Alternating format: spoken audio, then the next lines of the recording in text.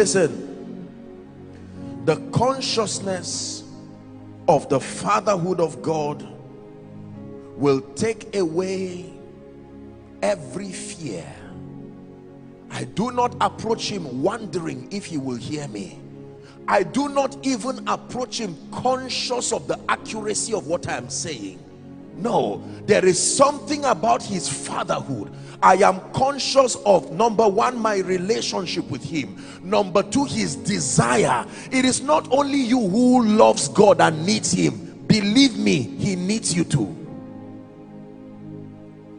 Even though he is all by himself, let me show you how much he needs you. He gave his son to redeem you, to say, come back. Did he have to do it? Did he lose his creativity? Could he not make another humanoid species? That's the extent of his love. Abba, Father. He is my source.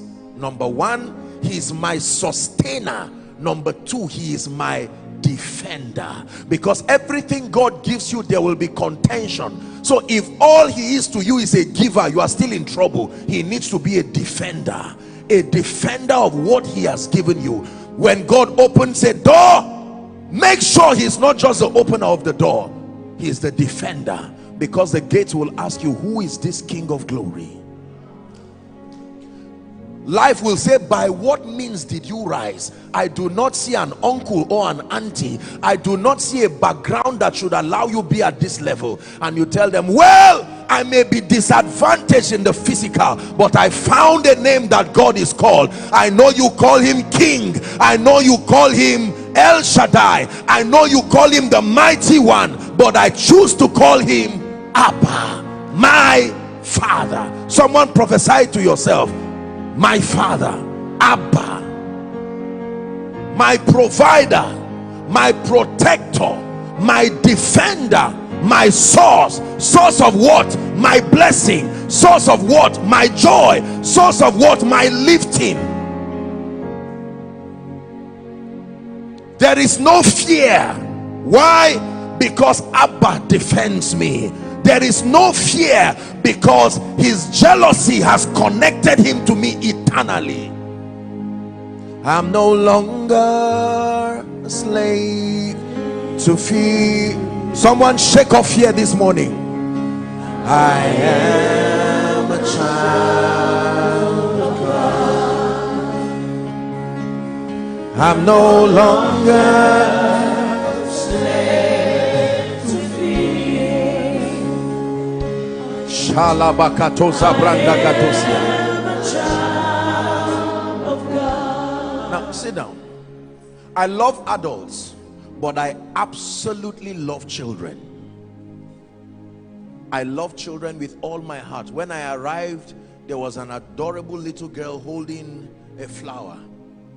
And this happens all the time. When I see these children, I don't care what they are saying. You know, they are trying to recite what they were taught, and honestly, that is not even my concern. I just want to wait for them to finish so I can give them a big hug and say, my God, they teach me something. They remind me about myself. Every time I see them, I remember me. And the way I feel, it makes me know that God is waiting, just waiting. I know you are approaching me in prayer, but son, you go ahead. I'm aware of your petitions, but I want to show you how much of Abba I am.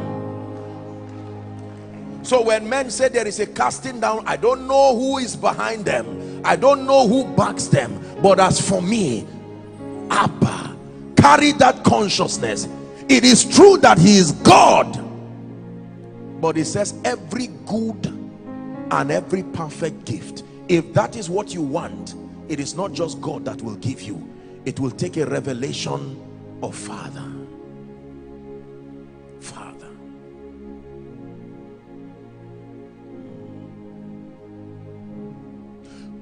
This is the dimension of God that made the apostles, the scribes, and the Pharisees troubled.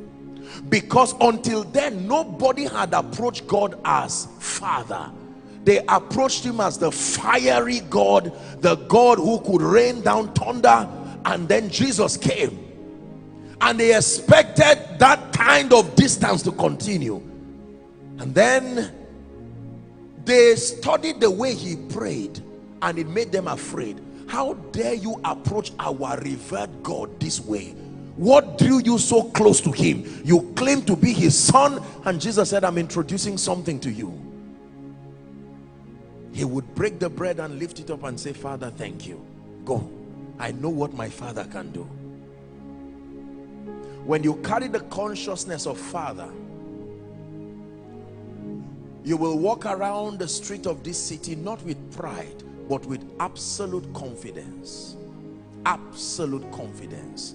If you see any door open, you will not find out who was it open for. You already know who it was open for. We're talking my Father here. Honestly, this consciousness of the fatherhood of God has changed my life.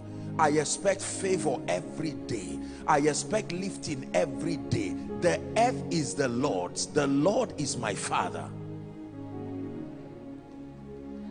Many of you move around the property of your loved ones, and even if you are distant cousins, you still partake of the pride.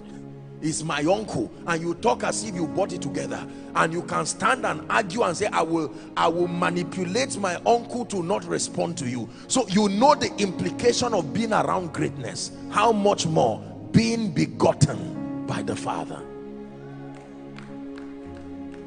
For God so loved the world, he gave his son, not just so that I will be saved, so that on legitimate grounds he can be Father, not just creator, Father. Are we